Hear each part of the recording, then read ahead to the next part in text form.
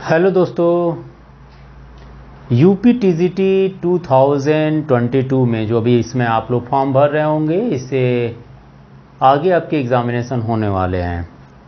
तो मैं आपके लिए टीजीटी मैथमेटिक्स के लिए कुछ बैचेज स्टार्ट कर रहा हूं, जिसमें मैं कोशिश करूंगा कि जो बोर्ड एग्ज़ामिनेशन में मतलब आपके लास्ट ईयर जो प्रीवियस एग्ज़ामिनेशन हुआ था उसमें जो भी क्वेश्चन पूछे गए उन क्वेश्चंस को भी सॉल्व किया जाए, और साथ ही साथ टॉपिक वाइज क्वेश्चंस को भी, टॉपिक वाइज मीन्स हम आपको पहले कुछ टॉपिक्स पढ़ा देते हैं, उस पर कुछ क्वेश्चंस होंगे, उनको भी यहाँ डिस्कस करेंगे।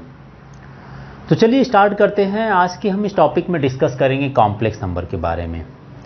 कॉम्प्लेक्स नंबर जैसे कि आप यूपी टीजीटी या पीजीटी देने भी जा रहे हैं, और हर साल करीब 5 to 6 क्वेश्चन इस साल में आप देखेंगे। लास्ट ईयर 2019 वाला जो पेपर हुआ था उसमें टीजीटी में आई थिंक 7 to 8 क्वेश्चन करीब पूछा था, क्यूबिक रूट ऑफ यूनिटी मिला दिया जाए तो। और हर साल करीब 5 या 6 क्वेश्चन इससे ज़रूर आते हैं, पूरे ओवरऑल को देखा जाए। ऐसा नहीं कि बेसिक क्वेश्चंस पूछे जाते हैं। तो इसमें आपको प्रॉपर्टीज़ के साथ उसके बारे में कुछ जानकारियाँ होना है, डीपली थोड़ी जानकारी होगी तो क्वेश्चन आप पीजीटी में भी अटेम्प्ट कर सकते हैं। तो शुरुआत करते हैं सबसे पहले कॉम्प्लेक्स नंबर को। कॉम्प्लेक्स नंबर को जनरली, पहले तो सिंबल याद रखिए, कॉम्प्लेक्स नंबर को जनरली जेड आर सी से रिप्रेजेंट किया करते हैं। कॉम्प्लेक्स नंबर का जो इन्वेंशन, कॉम्प्लेक्स नंबर कब माइंड में आया था, अगर उसकी बात करें तो कॉम्प्लेक्स नंबर इस तरह की इक्वेशंस को सॉल्व करने का हमारे पास कोई तरीका नहीं था। जैसे X square plus 1 is equal to 0 लिख दिया जाए तो यहाँ से X square is equal to -1, that means X की वैल्यू अगर पूछा जाए तो ये प्लस माइनस अंडर रूट -1 आ गया, जो कि एक रियल नंबर नहीं है। अंडर रूट में कोई भी नंबर अगर माइनस में आती है तो वो रियल पार्ट नहीं होता या रियल नंबर नहीं हुआ करता है। तो ऐसे केसेस में, ऐसे केसेस या ऐसे इक्वेशंस को सॉल्व करने के लिए यूलर ने नया एक मैथमेटिक्स का ब्रांच इन्वेंट किया, नए मैथमेटिक्स एक ब्रांच दिए थे, और इन नंबर्स को रिप्रेजेंट करने के लिए उन्होंने आयोटा से हमें इंट्रोड्यूस कराया था। इसको बोलते हैं आयोटा, आप ये भी जानते होंगे। आयोटा जिसकी वैल्यू उन्होंने बताए थे अंडर रूट -1, क्योंकि आपको पता है हर एक नंबर का क्या होता है मल्टीपल। जैसे 2 का मल्टीपल क्या होगा, 1 होता है, जो कि छिपा हुआ होता है। तो हर एक नंबर का मल्टीपल 1 हुआ करता है, इसलिए आई की वैल्यू उन्होंने अंडर रूट -1 कर दी। इसके बेसिस पर आप किसी की भी वैल्यू फाइंड कर सकते। जैसे माइनस अंडर रूट 2 की वैल्यू पूछा जाए तो आप बताएंगे 2 इंटू अंडर रूट -1, और इसकी वैल्यू उन्होंने आयोटा बता दिए थे, तो अंडर रूट -2 होगा तो इसको अंडर रूट 2 आयोटा लिख सकते हैं। तो याद रखिएगा यहाँ पर क्या होगा, आयोटा आई की वैल्यू अंडर रूट -1 हुआ करती है। इसके बेसिस पर कुछ चीज़ें ज़रा जान लीजिएगा। अगर आयोटा की वैल्यू क्या होती, आयोटा की वैल्यू -1 अंडर रूट -1 हुआ करती है, तो यहाँ से आई स्क्वायर की वैल्यू कितनी हो जाएगी, आई स्क्वायर की वैल्यू हो जाएगी -1 whole square which is equal to -1 आ जाएगा। ठीक है, याद रखिए। एक चीज़ है यहाँ पर थोड़ा सा ध्यान देने की जरूरत होती है। मैंने यहाँ पर आयोटा की वैल्यू अंडर रूट -1 का होल स्क्वायर कर दिया था, तो मैं इसको ऐसे भी लिख सकता था। कैसे भाई, iota square is equal to, मैं लिख सकता था आयोटा इंटू आई बोल देता हूँ इसको, और इसकी वैल्यू हो गई -1 इंटू -1। और आप बोलेंगे सर ये -1 दोनों के पावर अगर सेम है तो आप इसको बोल सकते हैं +1, जो कि ये 1 के इक्वल हो जाएगी। तो यहाँ पर तो आई स्क्वायर की वैल्यू -1 हो गया था। कहाँ पर मैंने बात किया था, यहाँ पर आई की वैल्यू हमने क्या निकाले थे, -1 निकाल लिए थे, और यहाँ से आई की वैल्यू +1 आ गया। तो यहाँ पर गलती क्या है, तो एक चीज़ याद रखिएगा, अगर ए और बी दो नंबर, अगर दोनों नंबर नेगेटिव हैं तो दोनों को मैं एक साथ पावर में या इस फॉर्म में नहीं लिख सकते हैं, मतलब ये आप नहीं लिख सकते हैं। ठीक है ना, तो ये लाइन थोड़ी सी याद रखिएगा कि दोनों नंबर अगर नेगेटिव हैं, अंडर रूट में हैं, तो मैं इनको एक साथ नहीं लिख सकता है एक पावर के अंडर में। ऐसा करने से कॉम्प्लेक्स नंबर यहाँ पर डिलीट हो जाता है, कॉम्प्लेक्स नंबर यहाँ पर आते नहीं है। ठीक है ना, तो ये याद रखिएगा, आयोटा की वैल्यू -1, और साथ ही साथ आई क्यूब की वैल्यू जो कि आई स्क्वायर इंटू आई के बेसिस पर फाइंड कर सकते हैं, which is equal to -i हो जाता है। और iota I to the power 4 की वैल्यू की बात किया जाए तो ये आप पता कर सकते हैं आई स्क्वायर का होल स्क्वायर, मतलब ये आ जाएगा -1 का स्क्वायर इज इक्वल टू +1। तो ये तो आपके पास वैल्यू हो गया। इन 4 के बेसिस पर आप आई टू द पावर कितने भी नंबर हो, चाहे वो नेगेटिव हो चाहे पॉजिटिव हो, हर किसी की वैल्यू फाइंड कर सकते हैं। छोटी सी चीज़ें, अगर आई के पावर, आप ये याद रखिए, अगर आई टू द पावर 4 या 4 से ज़्यादा कोई पावर में है तो आप कैसे करेंगे इसको, जरा इसको देखिए। मान लीजिए आई टू द पावर 11 है, आपसे इसकी वैल्यू पूछा जाए तो क्या करेंगे आप? बस 11 को 4 से डिवाइड कर दीजिए। क्या करेंगे? 11 को 4 से डिवाइड कर दीजिए। जितना उसमें से 11 में 4 निकल जाए उसको नेगलेक्ट कर दीजिए। जैसे अगर मैं कहूँ इसको आई टू द पावर 11 तो यह हो जाएगा, इसमें से कम 4 या 4 का मल्टीपल 2 निकलेगा, मतलब 4 2 ज़ा 8, ठीक है ना। बच जाएगा आपके पास 3। तो आपको जो वैल्यू बतानी है वो i to the power 8 into i to the power 3, मतलब इसकी वैल्यू तो आप हमेशा याद रखिए 1 हो जाएगी। तो वैल्यू किसकी बतानी है? जो बच जाता है नंबर, 4 या 4 के मल्टीपल के अलावा आई के पावर जो भी नंबर बच जाते हैं, मतलब वो 4 से लेस देन होना चाहिए, उसी की वैल्यू बतानी है। और उसकी वैल्यू हमेशा कितनी हो जाएगी? माइनस। इन चारों को याद रखिए बस। तो कितना आ जाएगा? -1, माइनस आई हो गया। तो आई टू द पावर 11 की वैल्यू माइनस आई हो गया। अब इससे आप किसी की भी वैल्यू फाइंड कर सकते हैं। जैसे मान लीजिए 100 हमने ले लिए 53 की value, I to the power 153 की वैल्यू पूछा गया। आप 4 से डिवाइड कर लीजिए। 153 को आप 4 से डिवाइड कर लीजिए तो कितना आ जाएगा भाई? 4 3 ज़ा 12 हो गया। चलिए हमने ले लिए 33, 4 8 ज़ा 32 हो गया ना। बच गया आपके पास 1, मतलब हमें जो वैल्यू बतानी है आई टू द पावर 1, इसकी वैल्यू कितनी हो जाएगी? इसमें से जितना 4 होगा उसको निकाल लीजिए, जो बच जाएगा वो पावर होना चाहिए 4 या 4 से कम है। तो अगर आई टू द पावर 1 हो या आई हो तो इसकी वैल्यू हम आई में लिखते हैं, बिकॉज कॉम्प्लेक्स नंबर को हम आई के फॉर्म में रिप्रेजेंट किया करते हैं। तो ये तो थोड़ा सा आसानी से याद हो जाएगा। नेगेटिव भी हो तो क्या करेंगे? जैसे मान लीजिए आपके पास हो गया आई टू द पावर मान लीजिए 102 आ गया, ठीक है ना, 102 आ गया आपके पास। तो इस केस में क्या करेंगे? आप इसको पॉजिटिव फॉर्म में ले जा सकते हैं, आई टू द पावर 102 लिख सकते हैं, आई टू द पावर 102, ठीक है ना। अब i to the power 1 upon i to the power 102 4 से डिवाइड कर लीजिए। 102 को आप 4 से डिवाइड कर लीजिए, एकदम सिंपल है। 4 2 ज़ा 8 हो जाएगा, यह आ जाएगा 4 5 ज़ा 20, कैंसिल होकर 2 बच गया। तो आई टू द पावर 102 का मतलब हमें जो वैल्यू बतानी है आई टू द पावर 2 की बतानी है। किसकी बतानी है? आई टू द पावर 2 की। मैंने 4 से डिवाइड कर दिया, जितने भी 4 की वैल्यू आ रही है, मतलब आई के पावर जितने भी 4 वाले या 4 के मल्टीपल है उसको नेगलेक्ट कर दीजिए। जो बच जा रहा है वो बचा हमारे पास 2। तो हमें बतानी है आई टू द पावर 2 जिसकी वैल्यू -1 होता है और वह आपकी वैल्यू आ जाएगी। तो आप जनरली देख सकते हैं आई टू द पावर -102 की वैल्यू भी कितनी आएगी? -1 आ जाएगी। तो 4 या 4 से ज़्यादा अगर आई के पावर हैं तो जितने आप इसको पहले तो 4 से डिवाइड कर लीजिए और जो बच जाता है उसकी वैल्यू, मतलब आई टू द पावर 153 की वैल्यू न बताकर आप आई टू द पावर, मतलब इसको कैलकुलेट करेंगे तो 1 बचेगा। 4 से डिवाइड करने पर 1 बच रहा हमें, मतलब हम directly I to the power 153 को आई लिख सकते हैं। तो ये थोड़ा सा आप याद रखेंगे। अब चलते हैं इसमें हम कुछ और क्वेश्चंस कर लेते हैं, क्योंकि आयोटा के बेसिस पर भी बहुत सारे क्वेश्चन पूछे गए हैं। जैसे देखिएगा, थोड़ा कॉम्प्लेक्स नंबर टॉपिक बड़े हैं, 2 या 3 पार्ट में मैं इसको कंप्लीट करूंगा। अगर आपको अच्छा लगेगा तो मुझे बताइएगा, या कोई संशोधन करना हो तो वो बताइए। लगता है अगर कि मैं बेसिक चीज़ें बता रहा हूं तो ये भी नेगलेक्ट किया जा सकता है, क्योंकि आप कहीं न कहीं पढ़ा रहे होंगे या पढ़ रहे हैं तो इतनी बेसिक चीज़ें तो जानते हैं, लेकिन मैं सोच रहा हूँ कि जो बिगनर हैं उनके लिए भी ये काम हो जाए। तो कुछ क्वेश्चंस आप देख सकते हैं, जैसे इसमें कैलकुलेशन के लिए आया करता है, बहुत बेसिक क्वेश्चंस होते हैं। तो मैं आपको कुछ क्वेश्चन बता देता हूं, जैसे कोशिश करेंगे जो बोर्ड एग्जामिनेशन से रिलेटेड क्वेश्चन हो पाए उनको हम यहाँ पर डिस्कस कर लें। मान लीजिए आपसे क्वेश्चन पूछ दिया गया, what is the value of, find the value of -1 to the power 4n + 3, what is the value of this. ठीक है, सिंपल तरीका क्या हो सकता है, इसकी वैल्यू पूछा गया और आपको पता है कि ये आई है। क्या है? आई है। आप इसको लिख दीजिए आई टू द पावर 4n + 3 लिख सकते हैं। आप इसको चाहें तो ब्रेक कर लीजिए, आई टू द पावर 4n और इनटू कर सकते हैं आयोटा टू द पावर 3। मैंने इसको बताया था, इसको निगलेक्ट कर दीजिए क्योंकि इसकी वैल्यू हमेशा 1 हो जाती है।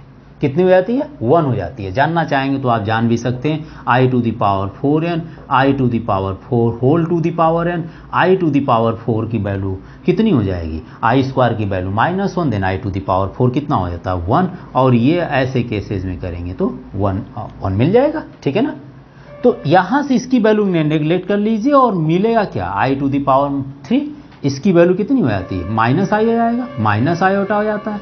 तो आप देख सकते हैं इसकी वैल्यू अगर आपसे सिंपल पूछा जाए तो आप बोल देंगे इसकी वैल्यू कितनी आएगी? +i में आ जाएगा, ठीक है ना। नेक्स्ट क्वेश्चन एक और ले लीजिए आप, जैसे ऐसे क्वेश्चन और भी देखिए हमारे पास है। आप मान लीजिए क्वेश्चन से एक और पूछा गया 1 + i square plus i to the power 3, ऐसे में ये चला गया, मान लीजिए i टू द पावर 2 है ना, i टू द पावर 2 4 है, and i to the power 4, i to the power 6 and again i to the power, इस तरह से i to the power 2n है।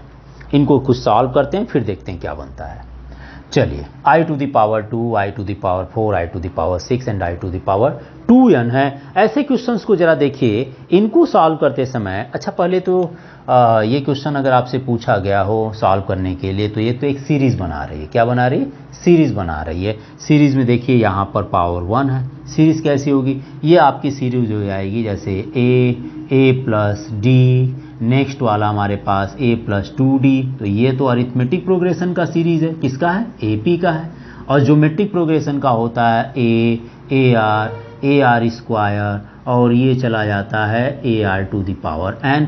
ऐसे केसेस में भी SN पता होना चाहिए और ऐसे केसेस में भी। तो मैं अगर ये ज्योमेट्रिक प्रोग्रेशन का बना रहा है, ज्योमेट्रिक प्रोग्रेशन की सीरीज को पता ही है आपको, तो इसका SN निकालने के लिए formula A1 - r to the power n upon 1 - r, where common ratio r की जो वैल्यू होगी वह <1 हो, या हम इसकी बात करें r to the power n -1 upon r -1 when r की वैल्यू >1 हो। इस केसेस को थोड़ा सा याद रखिएगा। तो यहाँ पर GP बन जा रहा है क्योंकि कॉमन रेशियो, यहाँ पर ये जो आपका सीरीज हो रहा है वह एक GP का, ज्योमेट्रिक प्रोग्रेशन की सीरीज का फॉर्मेशन है, ठीक है ना। इनकी वैल्यू भी कैलकुलेट कर सकते हैं, बिना वैल्यू के भी कैलकुलेट कर सकते हैं। तो ये देखिए इसमें जो फर्स्ट टर्म होगा वो पहला है, कि हमारे पास कितना क्वेश्चन में 1 है, सॉरी ये 1 है, 1 + i है, ठीक है ना। तो ये a की वैल्यू 1 हो गई। कॉमन रेशियो की बात किया जाए तो second upon first which is equal to i square, और इसकी वैल्यू आपको पता है -1 है, वो हम बाद में रख लेंगे, अभी रख देते हैं। चलिए r की value i square is equal to -1 हो गया। n की वैल्यू कितना होगा? जरा n की वैल्यू के लिए आप एक काम कीजिए, ये तो मैंने फार्मूला आपको बताया था।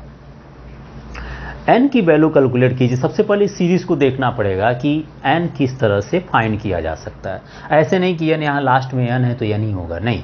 अब जरा इस क्वेश्चन को देखिए, ये शुरुआत कहाँ से हो रहा है? यह है 1 + i square plus i to the power 4, i to the power 6 and इस तरह से i to the power 2n तक है।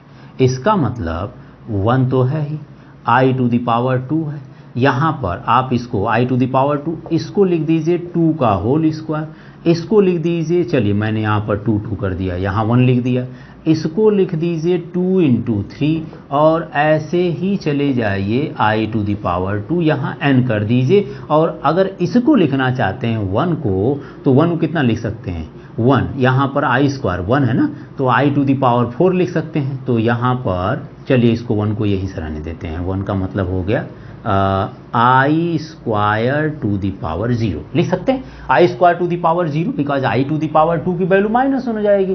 किसी भी नंबर के पावर अगर 0 लिख दें तो उसकी वैल्यू 1 हो जाती है। तो मैंने इस पूरे को i स्क्वायर का सीरीज बना दिया। ऐसे देखने पर ये देखिए i स्क्वायर मैंने 1 को लिख दिया, क्यों? i स्क्वायर की वैल्यू -1 हो जाएगी, उसके पावर 0 कर देंगे तो 1 हो जाएगा। तो ये चीज़ें याद रखिए कि मैंने यहाँ पर एक सीरीज बना दिया, ठीक है। चलिए कोई बात नहीं। यहाँ पर देखिए जरा ध्यान से, तो ये 1 2 3 से n तक है, लेकिन यहाँ पर 0 ज़्यादा है। मतलब अगर काउंट किया जाए तो 0 से लेकर 9 तक आपका 10 डिजिट रहता है। तो 0 से लेकर अगर n की बात करें तो n इज इक्वल टू आपको मिलेगा n + 1 टर्म्स। इस पूरे सीरीज में n की वैल्यू n + 1 टर्म हो जाएगी, बिकॉज 1 से लेकर n तक नहीं है, 0 से स्टार्ट है। अब आपको जो मेट्रिक प्रोग्रेशन वाली सीरीज अप्लाई कर ली, बिकॉज आर की वैल्यू -1 है तो यहाँ से एस एन का formula A 1 minus R to the power N upon 1 minus R apply कर लीजिए। और ऐसे देखिए ए की वैल्यू आपके पास 1 है तो 1 यहाँ पर आप लिख दीजिए 1 माइनस आर की वैल्यू आपके पास कितनी, आर की वैल्यू -1 है तो रख दीजिए इसमें -1, ठीक है ना, to the power N, N is equal to कितना हमारे पास n+1 है, ठीक है जी। 1 माइनस आर, आर की वैल्यू -1 है तो ये आ जाएगा -1। इसको देखा जाए तो 1 माइनस, यहाँ पर आप इसको और कैलकुलेट करना चाहें कर सकते हैं -1 और साथ ही साथ ये आ जाएगा 2, यहाँ पर minus into minus plus 1 to the power minus I to the power N upon 2। इसके बाद भी अगर कैलकुलेट करना तो कर सकते हैं, अदरवाइज मुझे लगता है कि यहाँ पर आप इसको लिख कर सकते हैं, ठीक है ना। इसके बाद अब डिपेंड करेगा, क्या डिपेंड करेगा भाई, एन की वैल्यू क्या है, ठीक है ना, एन की वैल्यू क्या है। व्हेन आप सपोज कर लीजिए n is equal to odd number है, n is equal to odd number है तो S n is equal to 1 plus minus to the power n is equal to, अगर यहाँ पर ऑड सपोज करते हैं तो ये जो निकलेगा वो माइनस के साइन साथ निकलेगा और इसकी वैल्यू 0 हो जाएगी। तो आपको क्लियर है, एन की वैल्यू ऑड नंबर का मतलब मान लीजिए यहाँ 1 हो 3 हो कोई भी नंबर आप रख दीजिए तो इसकी वैल्यू हमेशा माइनस आएगी।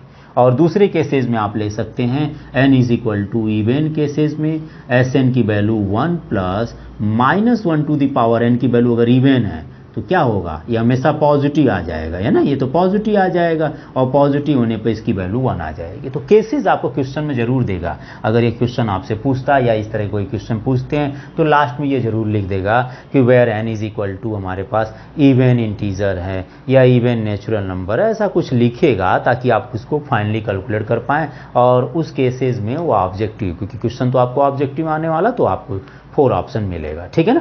तो ये मैंने आयोटा से रिलेटेड क्वेश्चन बताए थे। आयोटा के बाद आप इन क्वेश्चंस को प्रैक्टिस कीजिए, अगर कहीं कोई प्रॉब्लम होती तो आप पूछ सकते हैं। नेक्स्ट चलते हैं कॉम्प्लेक्स नंबर में थोड़े आगे के लिए, ठीक है।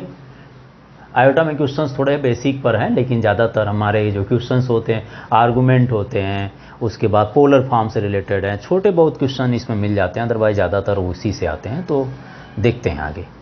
नेक्स्ट चलते हैं, सबसे पहले कॉम्प्लेक्स नंबर को देखते हैं। कॉम्प्लेक्स नंबर के बेसिस पर modulus, argument, amplitude, polar form, geometrical representation polar form का, ये सारे इसी में है, थोड़ा सा इनको देखिए। नेक्स्ट चलिए कॉम्प्लेक्स नंबर। कॉम्प्लेक्स नंबर को जनरली मैंने बताया था जेड या कैपिटल सी से रिप्रेजेंट करते हैं, which is equal to A plus I B बोला करते हैं। Where A is equal to जो बोला करते हैं इसको बोलते हैं रियल पार्ट बोलते हैं, रियल पार्ट है, ठीक है ना। और बी इज इक्वल टू क्या है, इमेजिनरी पार्ट है, क्या बोलते हैं इसको, इमेजिनरी पार्ट बोलते हैं। इमेजिनरी नंबर नहीं, इमेजिनरी पार्ट है, ठीक है ना। तो ये कॉम्प्लेक्स नंबर हो गया। इसमें कंपेयर करने के लिए आता है, इसमें क्या मिलते हैं, सबसे पहले आपको मान लेते हैं मिल जाता है कि कोई कॉम्प्लेक्स नंबर दे दिया गया है, वो कॉम्प्लेक्स नंबर प्योरली रियल है, तो वो कैसा कॉम्प्लेक्स नंबर होगा। कोई भी कॉम्प्लेक्स नंबर का प्योरली रियल है तो याद रखिएगा उस कॉम्प्लेक्स नंबर का इमेजिनरी पार्ट आपका हमेशा 0 होगा। क्या होगा, 0 होगा। जैसे अगर ये कॉम्प्लेक्स नंबर प्योरली रियल होता तो ये कॉम्प्लेक्स नंबर होता z is equal to A. For example कैसा कॉम्प्लेक्स नंबर आपका प्योरली रियल होता है तो वह देख लीजिए। जैसे मैंने लिख दिया z इज इक्वल टू 2 या z इज इक्वल टू -2, तो ये कॉम्प्लेक्स नंबर प्योरली रियल बोला जाएगा। और अगर आप बोलेंगे प्योरली इमेजिनरी, क्योंकि यह आपको याद रखिएगा बीच बीच में क्वेश्चंस में ये जानकारी लेना जरूरी है, कुछ से पूछा जाएगा इस पर। प्योरली इमेजिनरी का मतलब हुआ कि उस कॉम्प्लेक्स नंबर का रियल पार्ट आपका 0 होगा, और जब रियल पार्ट 0 होगा तो वो कॉम्प्लेक्स नंबर इमेजिनरी के साथ रहेगा।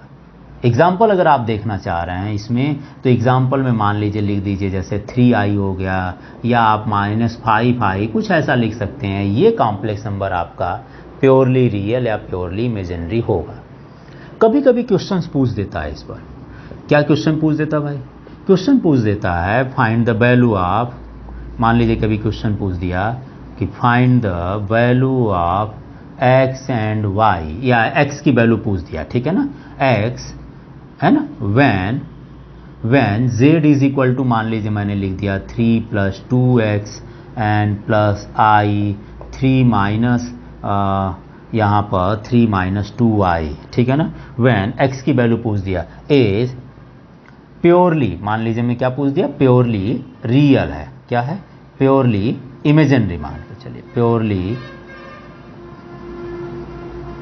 इमेजिनरी है, ऐसा कोई question. Find the value of x when this complex number is purely imaginary है। अगर ऐसा पूछता है कि ये प्योरली इमेजिनरी है तो किसकी वैल्यू निकालेंगे, आपको पता होना चाहिए कि ये कॉम्प्लेक्स नंबर का जो रियल पार्ट है वो इक्वल टू 0 रखा जाएगा। कब, जब ये कॉम्प्लेक्स नंबर प्योरली इमेजिनरी हो।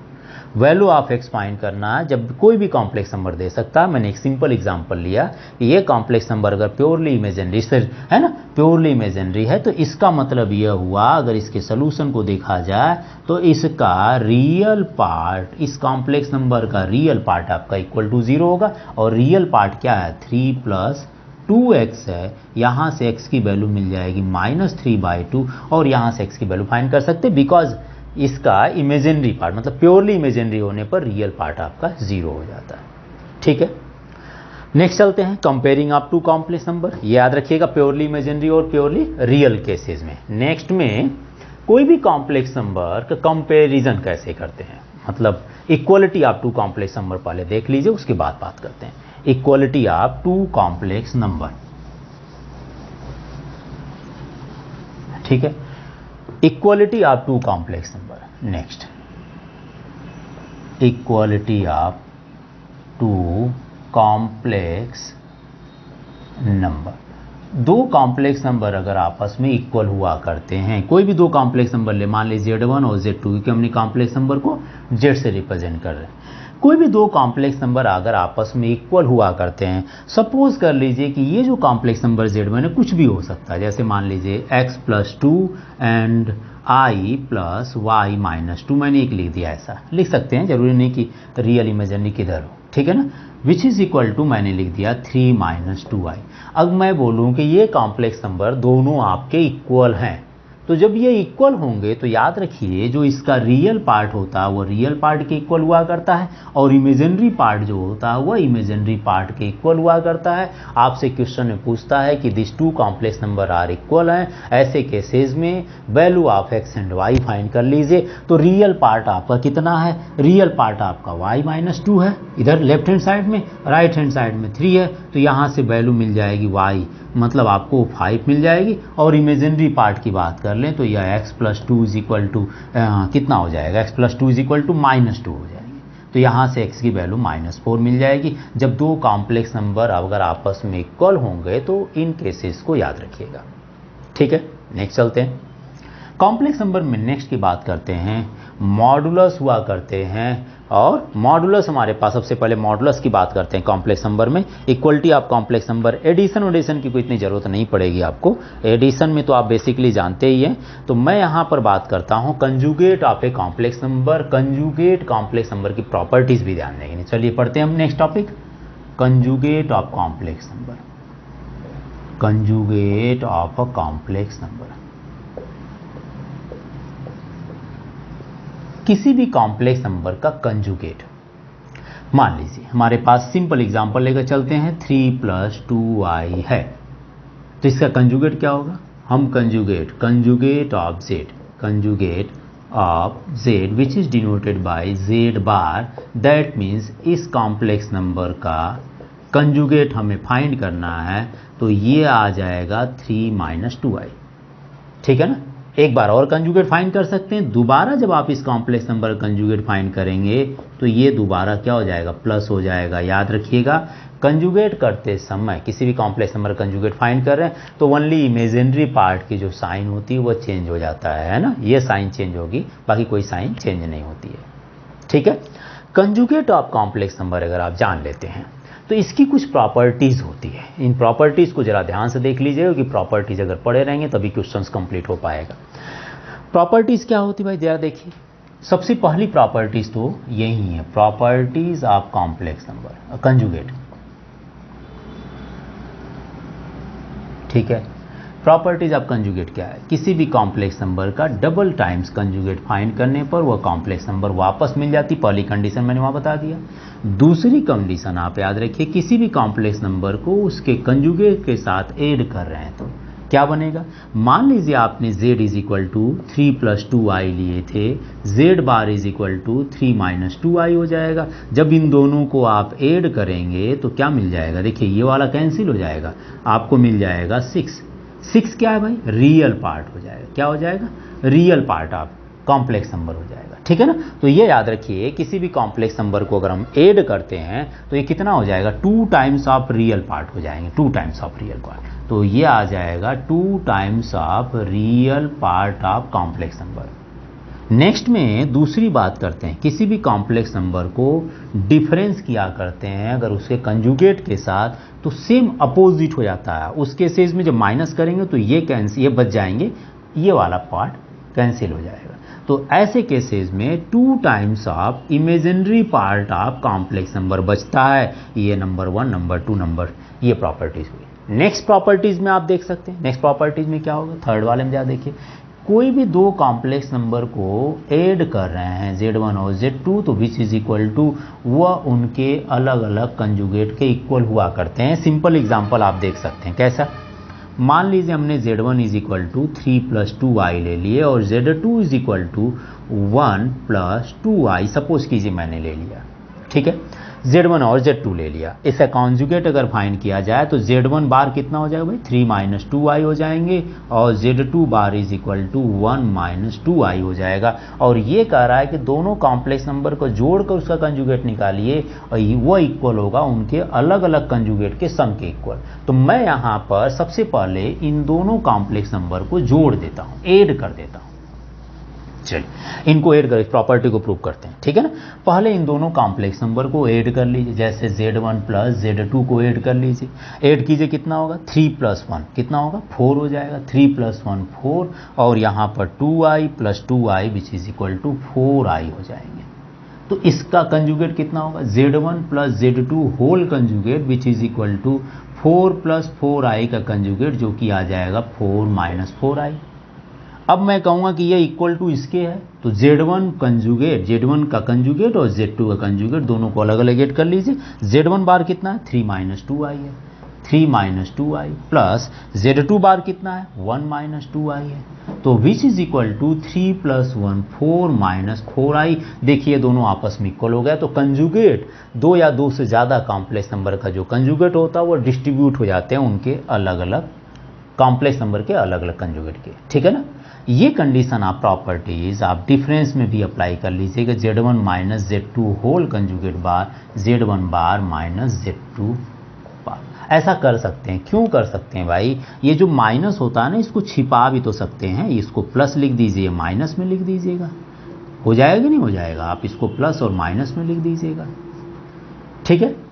कंजुगेट की नेक्स्ट प्रॉपर्टीज ये मैंने आपको 1 2 3 ये सेकेंड हो गया, चलिए ये थर्ड मैंने बता दिया, ये आप फोर्थ ले लीजिए। नेक्स्ट प्रॉपर्टीज आप फिफ्थ में जरा देखिए, एडिशन हो गया, मल्टीप्लिकेशन भी होता है। z1 z2 दो कॉम्प्लेक्स नंबर का मल्टीप्लाई करने के बाद कंजुगेट निकालिए या उनके अलग अलग कंजुगेट निकालने के बाद मल्टीप्लाई कर दीजिए, बात एक ही हो जाएगी, एग्जाम्पल की जरूरत नहीं पड़ेगी। आप इन दोनों को अलग अलग, पहले तो इन दोनों का मल्टीप्लाई कर लीजिए, मल्टीप्लाई रियल सब मल्टीप्लाई हो जाएंगे तो आपको पता है हर एक नंबर का, ठीक है ना। इनका मल्टीप्लाई करने के बाद जो एग्जैक्ट कॉम्प्लेक्स नंबर मिलेगा उसका कंजुगेट निकाल दीजिए या दोनों का अलग अलग कंजुगेट निकाल कर मल्टीप्लाई कर दीजिए, बात एक ही हो जाएगी। ये याद रखिएगा, इसका बहुत यूज है। ये जरूरी नहीं होता है कि दो ही के लिए हो, दो या दो से ज़्यादा कॉम्प्लेक्स नंबर अगर है, इस पर क्वेश्चन भी आपके पास, सभी कॉम्प्लेक्स नंबर का एक साथ कंजुगेट अगर निकालना हो तो सबका मल्टीप्लाई तो कर नहीं सकते, तो ऐसे में याद रखिए थोड़ा प्रॉपर्टीज़ के लिए इनको अलग अलग इस तरह से कंजुगेट निकाल कर भी मल्टीप्लाई कर सकते हैं। ये थोड़ी प्रॉपर्टी याद रखिए, इसी क्वेश्चन एक दो मिलेंगे आपको, ठीक है ना। चल नेक्स्ट बात करते हैं, ये प्रॉपर्टी चल रहा, अभी आगे इसमें प्रॉपर्टीज़ में थोड़ा सा और देख लीजिए, डिवीज़न पर भी देख लेते हैं क्योंकि डिवीज़न पर भी क्वेश्चन इसमें है। डिवीज़न पर नेक्स्ट चलते हैं प्रॉपर्टीज नंबर 6। Z1 और Z2 मान लीजिए दो कॉम्प्लेक्स नंबर है, ओवरऑल हम उसका कंजुगेट निकाल रहे हैं और वह इक्वल हो सकता है Z1 कंजुगेट बाकी Z2 बार। ये लिख सकते हैं ऐसा। सिंपल एग्जांपल आप ले सकते हैं। दो कॉम्प्लेक्स नंबर का डिवीज़न कैसे, तो डिवीज़न देखिए होता है नहीं, है ना। मान लीजिए Z1 हमारे पास है 1 + 2i ले लिए, हमने Z2 ले लिए 1 - 3i ले लिए, या कुछ भी ले लीजिए, चलिए 2 - 3i ले लेते हैं। हमें बोला जाए कि इसका कंजुगेट और बाद में मतलब इन दोनों का डिवीज़न करने के बाद कंजुगेट निकालना, तो कैसे करेंगे भाई? डिवीज़न देखिए तो होता नहीं है, साफ साफ बता रहा हूँ, ठीक है ना।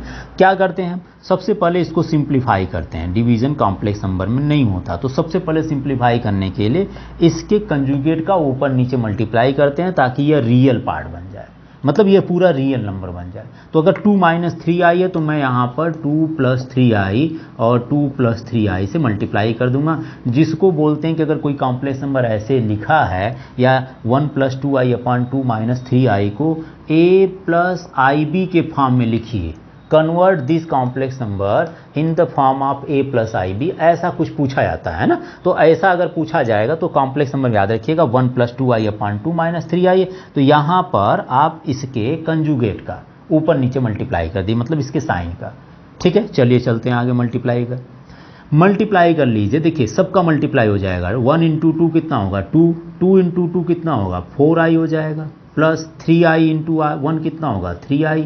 नेक्स्ट में आ जाएगा 3 × 2 मतलब ये आ जाएगा 6i², और यहाँ देखा जाए तो यहाँ लग जाएगा a - b और a + b which is equal to a² - b², मतलब 2 का स्क्वायर हो जाएगा 4, और 3i और 3i मिलकर कितना हो जाएगा 9i²। इसको सिंप्लीफाई कर लें तो i² की वैल्यू कितनी होती, -1 हो जाएगी, तो ये -6 बन जाएगा। तो 2 - 6 कितना होगा -4, और 4i + 3i कितना होगा 7i। यहाँ देख लीजिए कितना होगा 13 हो गया। तो ये कॉम्प्लेक्स नंबर मिल गया आपको। अगर इसको लिखा जाए ZA + IB के फॉर्म में अगर बात किया जाए, किस फॉर्म में, A + IB के फॉर्म में बात करें, तो इसको हम लिख सकते हैं -4 + 7i/13 है, इसको लिखेंगे -4/13 और प्लस 7/13, जिसको बोलते हैं A + IB का फॉर्म। मैं कह रहा हूं कि दो कॉम्प्लेक्स नंबर का डिवीज़न, तो देखिए डिवीज़न नहीं होता, उसको सिंप्लीफाई इस फॉर्म में करते हैं। उसके बाद इनका कंजुगेट निकालना है। तो कंजुगेट कैसे निकालेंगे भाई, हमारे पास बचा -4/13 + 7/13i का कंजुगेट निकालना है, विच इज़ इक्वल टू -4/13, और ये जो बीच वाला किसका भाई, बीच वाला इमेजिनरी पार्ट का जो साइन होगा वो चेंज हो जाएगा। तो दो कॉम्प्लेक्स नंबर को डिवाइड करने के बाद कंजुगेट निकालिए, इतना आ गया। या दोनों का अलग अलग कंजुगेट निकाल कर डिवाइड कर सकते हैं। और दोनों का अलग अलग कंजुगेट कैसे निकलेगा, दोनों का अलग अलग कंजुगेट तो आपको पता है कि अगर ये कॉम्प्लेक्स नंबर Z1 मान लीजिए 1 + 2i है, तो इसका कंजुगेट हो गया 1 - 2i, और Z2 बार मतलब ये 2 - 3i है, तो इसका कंजुगेट हो जाएगा कितना 2 + 3i हो गया। अब इसको हमें इस फॉर्म में लिखना, तो कैसे लिखेंगे, फिर से वही करेंगे। क्या, अगर ये 2 + 3i है तो हम यहाँ पर इसके कंजुगेट का मल्टीप्लाई कर देंगे, जो कि 2 - 3i हो जाएगा, और इसको आप सिंप्लीफाई कर लीजिए। 2 × 1 = 2 हो गया, 2 × 2 = -4i हो जाएगा, -3i × 1 is equal to -3i, minus plus यह आ जाएगा 6i² अपॉन 2 × 2 = 4 -9i²। कितना आ जाएगा 2, यहाँ पर -6 हो जाएगा, तो -6 एंड +2 दैट मीन्स -4, भाई ये आ जाएगा ना -6, i² की वैल्यू -1 होती है, तो -6 है, ये 2 - 6 -4, और ये बच जाएगा -7i, और यहाँ बच जाएंगे 13। तो ये देखिए आ गया -4/13 और -7/13, ये इसके इक्वल आ गया। तो आप इस प्रॉपर्टीज़ को भी सेटिस्फाई कर लिए। दो कॉम्प्लेक्स नंबर को डिवाइड कर लीजिए, या तो उनको अलग अलग उनके कंजुगेट को फाइंड कर डिवाइड कर सकते हैं, ये प्रॉपर्टीज़ होती है, ठीक है ना। डिफरेंस में भी आती है। हो जाए कंप्लीट, नेक्स्ट चला जाए। तो ये आपकी हो गई कंजुगेट की प्रॉपर्टीज़। अगला हम देखेंगे कंजुगेट के बाद मॉडुलस देखा करते, कॉम्प्लेक्स नंबर कैसे फाइंड करते हैं। बहुत सिंपल है, कंजुगेट को देखे रहिए, जब दोनों मिलकर क्वेश्चंस आते हैं तो वहाँ पर हम डिस्कस करेंगे। नेक्स्ट चलते हैं मॉडुलस ऑफ कॉम्प्लेक्स नंबर, ठीक है। कॉम्प्लेक्स नंबर का मॉडुलस कैसे फाइंड करते हैं। क्वेश्चन में देख लीजिएगा ध्यान से, थोड़ा सा अगर स्पीड अगर तेज होगी तो वहाँ बता दीजिएगा कमेंट में लिखकर। नेक्स्ट चलते हैं हम क्वेश्चन में मॉडुलस फाइंड करने के लिए, मॉडुलस ऑफ कॉम्प्लेक्स नंबर।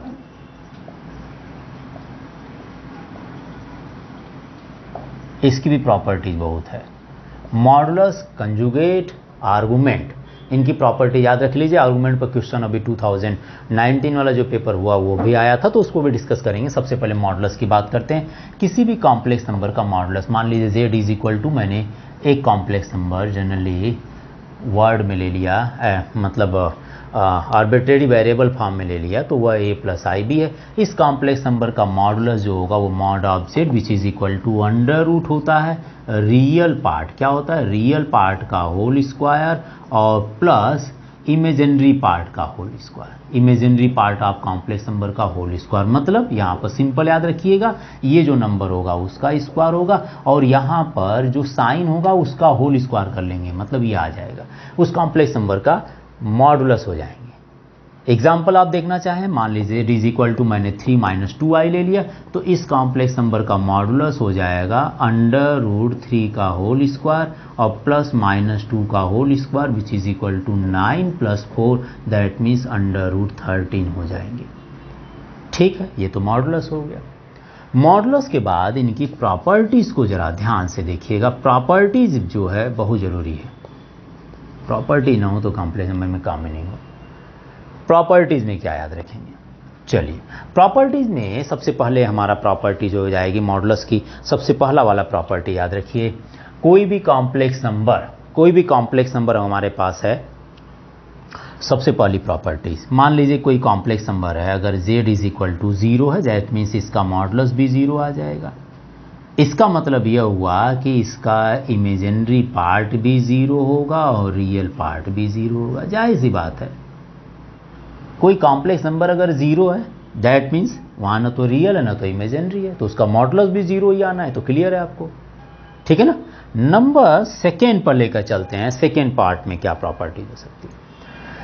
एक कॉम्प्लेक्स नंबर का मॉडुलस फाइंड कर लें। जैसे किसी भी कॉम्प्लेक्स नंबर का मॉडुलस और उसके कंजुगेट का मॉडुलस, दोनों की वैल्यू हमेशा इक्वल आया करती है।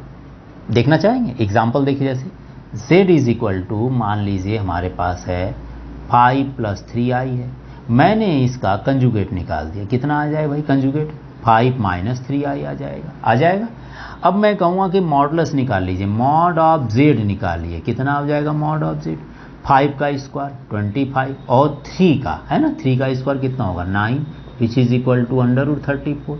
और अगर मैं इसकी बात करूं तो ये कितना होगा, ये भी देख लीजिए, 5 का स्क्वायर 24 और माइनस 3 का स्क्वायर करेंगे तो माइनस का स्क्वायर करते तो प्लस हो जाएगा और ये भी आ जाएगा, दैट मीन्स अंडर रूट 34। तो ये कह सकते हैं एक कॉम्प्लेक्स नंबर का मॉडुलस उसके कंजुगेट के मॉडुलस के इक्वल हुआ करता है।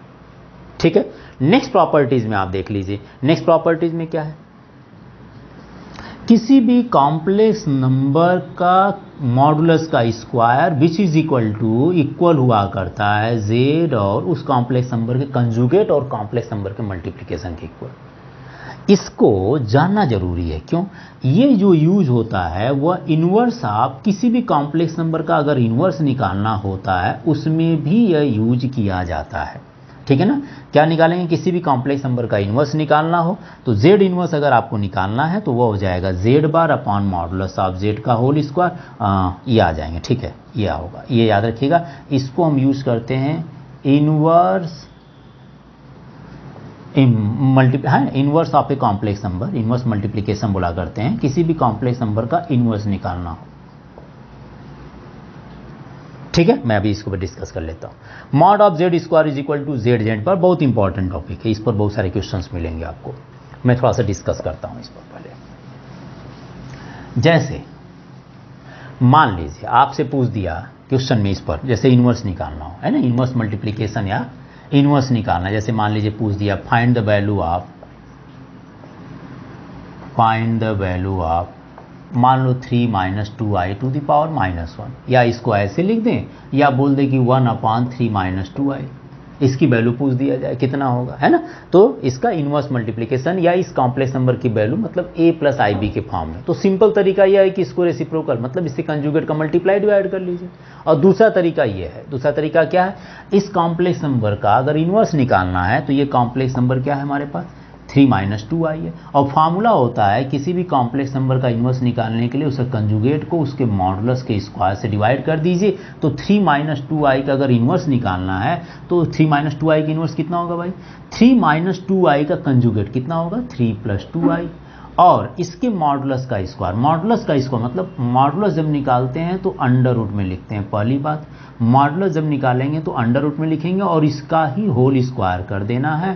तो यह आ जाएगा 3 + 2i अपॉन कितना आ जाएगा 9 + 4 which is equal to 3 upon under root 13 और plus 2i upon under root 13 मतलब 2 अपॉन 13 i हो जाएगा।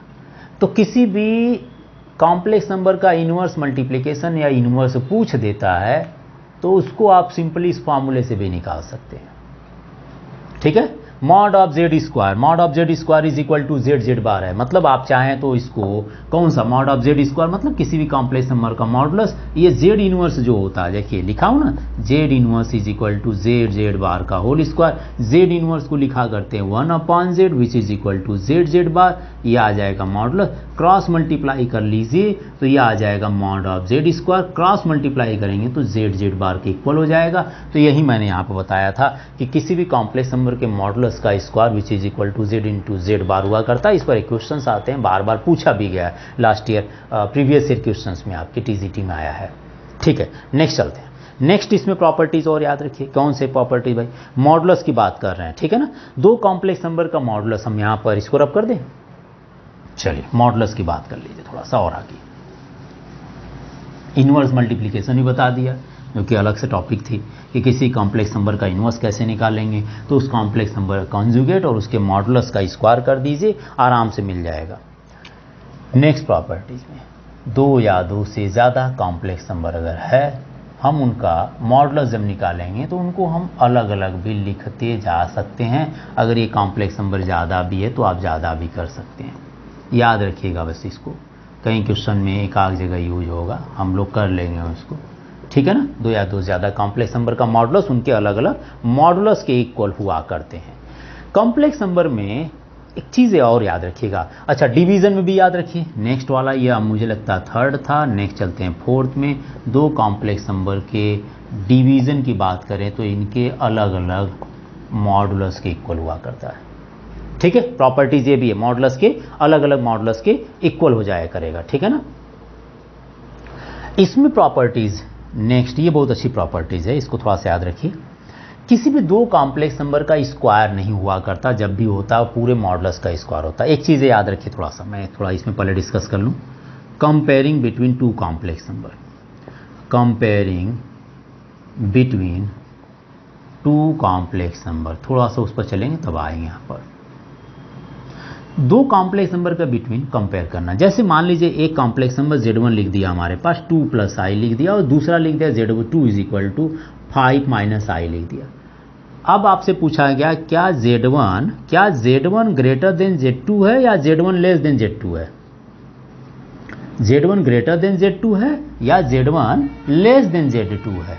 तो याद रखिए दो कॉम्प्लेक्स नंबर के बीच में कंपेयर कभी नहीं होता। आप ये नहीं कह सकते हैं कि 2 + i ग्रेटर देन 5 - i होगा या 2 + i लेस देन 5 - i होगा, क्योंकि कंपेयर जो हुआ करता है ओनली रियल नंबर्स का हुआ करता है। तो ये कैसे कंपेयर करेंगे, तब कैसे बताएंगे, आप इसको बता सकते हैं कि या तो mod of Z1 greater than mod of Z2 होगा या mod of Z1 less than mod of Z2 होगा, क्योंकि मॉड निकालेंगे तो एक रियल नंबर निकल आएगी। कितना निकलेगा भाई, अगर इसका मॉडुलस निकाला जाए तो ये आ जाएगा 2 का स्क्वायर 4 और i कोफिशिएंट 1 है तो 4 + 1 √5।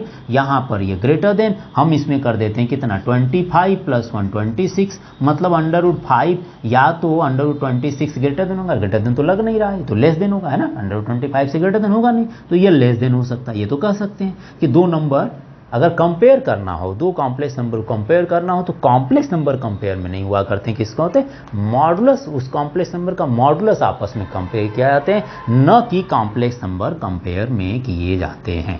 इस तरह से आप नहीं लिख सकते हैं, ठीक है। तो प्रॉपर्टीज की बात करते हैं। प्रॉपर्टी नंबर 3, दो कॉम्प्लेक्स नंबर के मॉडुलस का स्क्वायर, क्योंकि मैं अगर कहूँ कि मैं सर लिखना चाह रहा हूँ Z1 प्लस Z2 का whole square, Z1 plus Z2 का whole square is equal to A square plus B square, तो याद रखिए इस तरह से आप इसको नहीं लिख सकते हैं, क्योंकि कॉम्प्लेक्स नंबर का स्क्वायर इस फॉर्म में नहीं लिखा जाता है। कब लिखा जाता है, किसी भी कॉम्प्लेक्स नंबर को ऐड करके उसके मॉडुलस का square which is equal to होता है mod of Z1 square plus mod of Z2 square और plus 2 real part of Z1 into Z2 bar. Verify करेंगे तो यही मिलेगा, और इसको सिंपल याद तो किए ही होंगे आप, याद रखिए प्लस B का whole square which is equal to A square plus B square plus 2AB। तो यहाँ पर बस याद रखिएगा 2 real part of Z1 Z2 बार हुआ करता है। माइनस में अगर ये हो, माइनस में मान लो A माइनस बी का होल स्क्वायर, क्या होता है भाई, A square plus B square minus 2AB होगा। तो अगर ये माइनस में हो जाता है तब क्या होगा, Z1 माइनस Z2 का whole square which is equal to mod of Z1 square mod of Z2 square minus 2 real part of Z1 Z2 bar. अंतर कुछ नहीं, बस यहाँ पर प्लस माइनस कर दीजिएगा, ठीक है।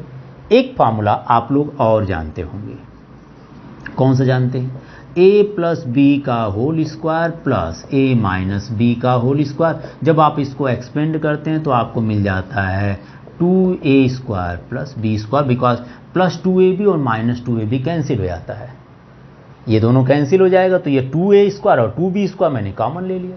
इसके बेसिस पर इसकी प्रॉपर्टीज को भी देख सकते हैं।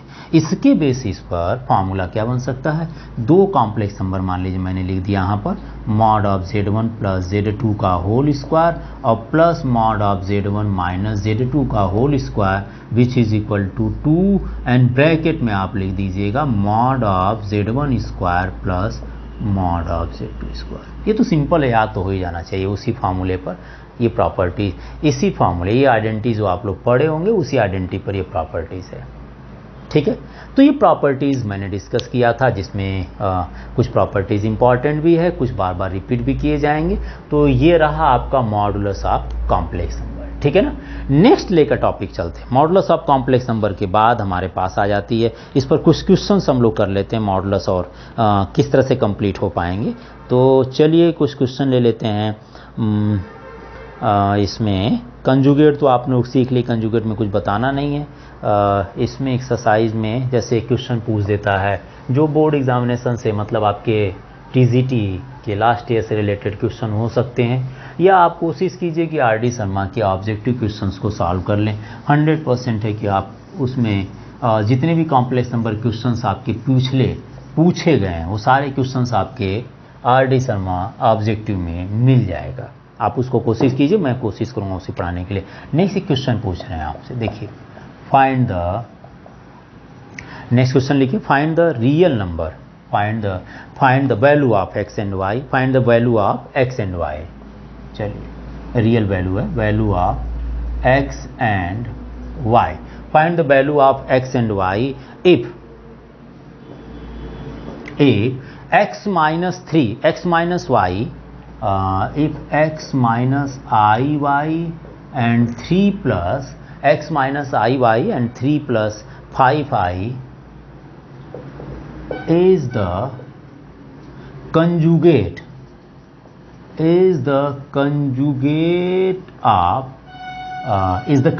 of मान लीजिए मैंने लिख दिया 2 minus 3i।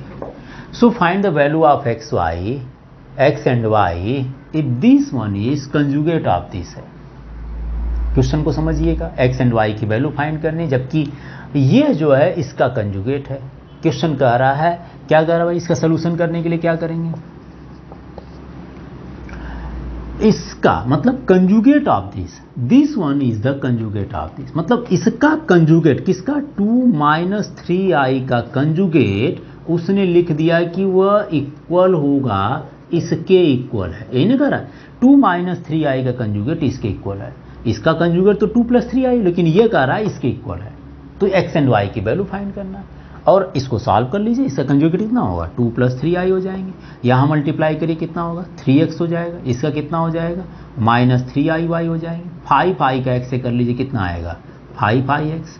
i into I square की वैल्यू माइनस होना है, मल्टीप्लाई कर लेंगे तो ये आ जाएगा प्लस में 5 और y बचेगा, होगा ना, बिकॉज आई स्क्वायर की वैल्यू माइनस हो ना, माइनस माइनस प्लस हो गया तो 5 इंटू आई 5 बच गया। तो यह आ जाएगा 2 + 3i। यहाँ पर देखिए रियल पार्ट ये हो गया, रियल पार्ट ये इसको एक साथ लिख दीजिए 3x + 5y और यहाँ इमेजिनरी पार्ट एक साथ है इसलिए i कॉमन ले लेते हैं, बाकी को मैं लिख देता हूँ 3y - 5x। रियल और इमेजिनरी को कंपेयर कर सकते हैं बिकॉज यहाँ पर दोनों कॉम्प्लेक्स नंबर इक्वल हो गए। इक्वल होने पर real part is equal to real part और इमेजिनरी किसके इक्वल होगा इमेजिनरी पार्ट के इक्वल होगा, आई वाले के साथ नहीं होता है। तो रियल पार्ट कितना है 2 which is equal to 3x + 5y और यहाँ पर 3 - 3y + 5 है। ये दो इक्वेशन बन जाएंगे, ठीक है ना। मैं इसको लिख देता हूँ। यहाँ पर देखिए आ जाएगा 5x, इसको बाद में लिख देते हैं 3y which is equal to 3। Number 1 ये हो गया, नंबर 2 इक्वेशन ये हो गया। इनको सॉल्व कर लीजिए और सॉल्व करने के लिए तो चाहें तो आप इसमें 5 से मल्टीप्लाई, इसमें 3 का मल्टीप्लाई, इक्वेशन तो सॉल्व कर ही सकते हैं। चलिए कंप्लीट कर देता हूँ।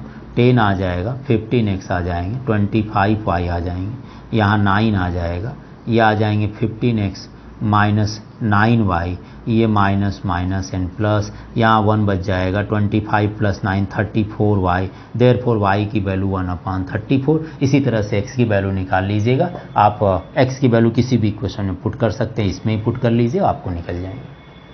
तो ये क्वेश्चन एक था कि कंजुगेट किसी कॉम्प्लेक्स नंबर का कोई दूसरा आपके कॉम्प्लेक्स नंबर हो सकता है, ऐसे केसेस में x एंड y की वैल्यू कैसे फाइंड करेंगे। नेक्स्ट क्वेश्चन चलते हैं, कुछ क्वेश्चन इसमें और भी अच्छे हैं, थोड़ा डिस्कस कर लेते हैं, उसके बाद आगे चलेंगे। चलिए अगला क्वेश्चन देखिए जरा। यह है कॉम्प्लेक्स नंबर के कंजुगेट और मॉडुलस पर क्वेश्चन। अभी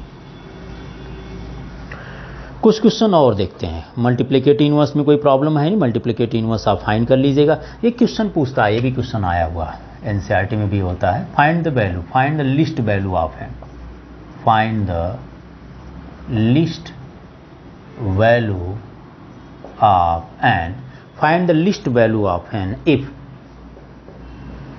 1 + i upon 1 - i whole to the power n is equal to 1 दे दिया हो।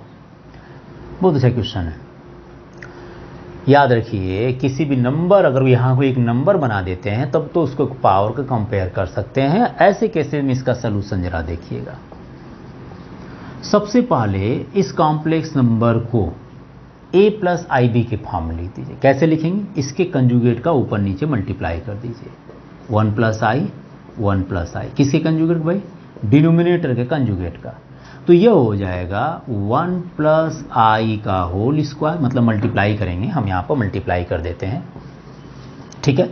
चलिए मल्टीप्लाई कीजिए, 1 × 1 1 हो जाएगा, 1 × i हो जाएंगे, i हो जाता है आयोटा, i + 1 मतलब i हो जाएंगे यहाँ पर, और i × i कितना होगा i²।